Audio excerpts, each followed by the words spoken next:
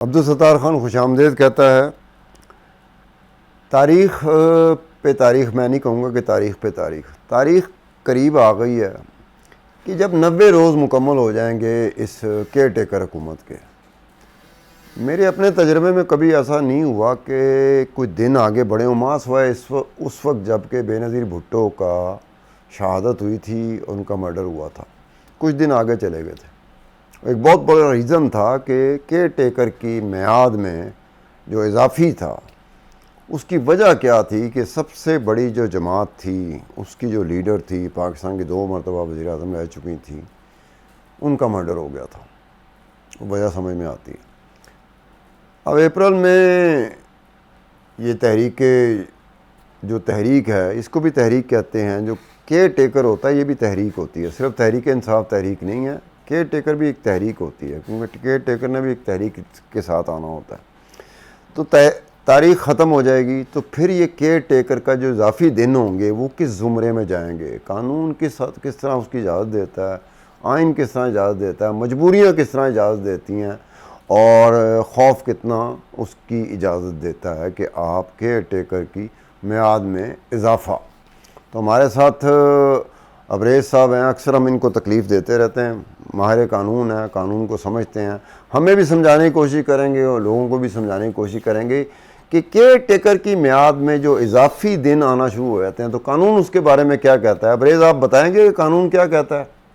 देखिए जी, जब भी केयर टेकर सेटअप जो है अपनी मुद्दत को पूरी कर लेगा, फिर अल्टीमेटली इंतखाबात के थ्रू नई हुकूमत जो है that would be take the charge. अगर हमारे आइन के अंदर आइनी प्रोविजन की बात, तो आइन के अंदर जो इसकी मुद्दत एनंसिएट और न्यूमरेट की गई है वो 90 दिन है। But I must say one thing in this regard, extra ordinary measures can be taken in extra ordinary circumstances. जिस तरह इलेक्शन करवाने के लिए 90 दिन का वक्त दिया गया है इनका आर्टिकल 105 के अंदर, लेकिन सुप्रीम कोर्ट ने एक अपना ही ऑर्डर दिया और उस ऑर्डर की रोशनी के अंदर वो 90 दिन की मुद्दत भी कहीं ना कहीं हमें बढ़ती हुई नजर आई। तो अल्टीमेटली ये जो 90 दिन की प्रोविजन है वो तो लैप्स कर चुकी है, और इवन के जो 14 मई तक ये केयर टेकर गवर्नमेंट जो है इसका वजूद तो वैसे ही इलीगल हो जाएगा। और हमारे डेमोक्रेसी के अंदर, जमहूरी मुल्क के अंदर, और उस मुल्क के अंदर जहाँ पे कॉन्स्टिट्यूशन की रिपब्लिकिज्म का हामी हो, डेमोक्रेसी का हामी हो, जहाँ पे आवाम की विश एंड ड्रीम जो है उसका इजहार इलेक्शन के थ्रू होता हो, वहाँ पे केयर टेकर गवर्नमेंट को किसी तरीके से तवालत नहीं दी जा सकती।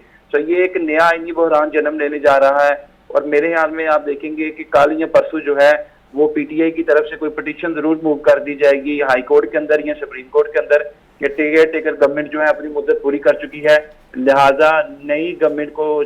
इसकी जगह जो है वो चार्ज दिया जाए। नहीं अबरेज़ साहब, ये बताइए कि आप कह रहे हैं कि जी तहरीक इंसाफ की तरफ से कोई कानूनी अदालत का दरवाज़ा खटखटाएगा,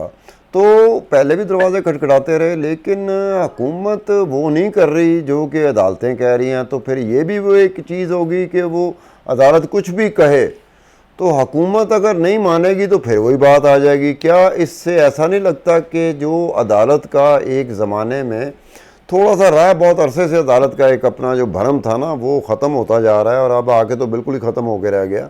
तो क्या फिर ऐसा नहीं होगा कि एक मरतबा फिर लोगों को मिल जाएगा कि यार अदालतें, तो अदालत में जाने का फ़ायदा क्या है, कि अदालत कह भी दे, अदालत का फैसला भी आ जाए, आगे जो इसने एग्जीक्यूशन करनी होती है अगर वो एग्जीक्यूट ही ना करे तो फिर अदालत में जाने का क्या सबब रह जाता है? देखिए, you have absolutely put the nail on the head, चूंकि जो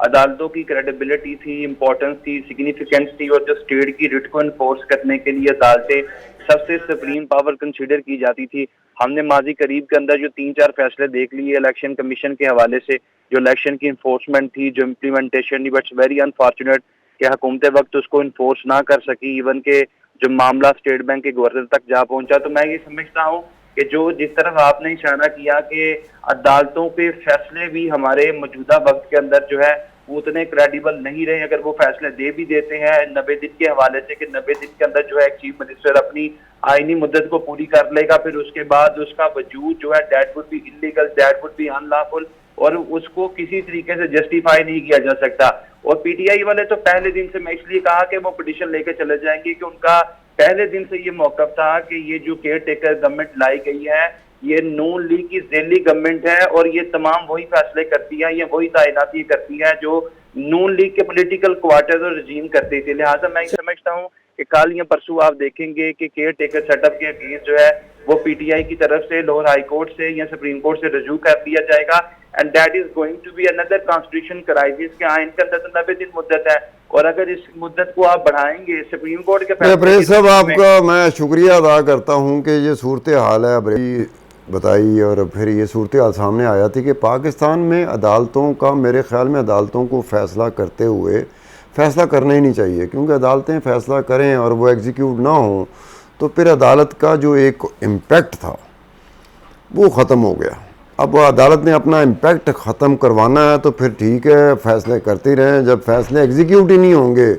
तो फिर फ़ैसले करने से फ़ायदा क्या होगा। मेरे ख्याल में अदालत का अपना भी इसमें भरम रह सकता है अगर इस तरह का होगा। इसके साथ ही अब्दुल सत्तार खान को इजाज़त दीजिए। खुदा हाफिज़।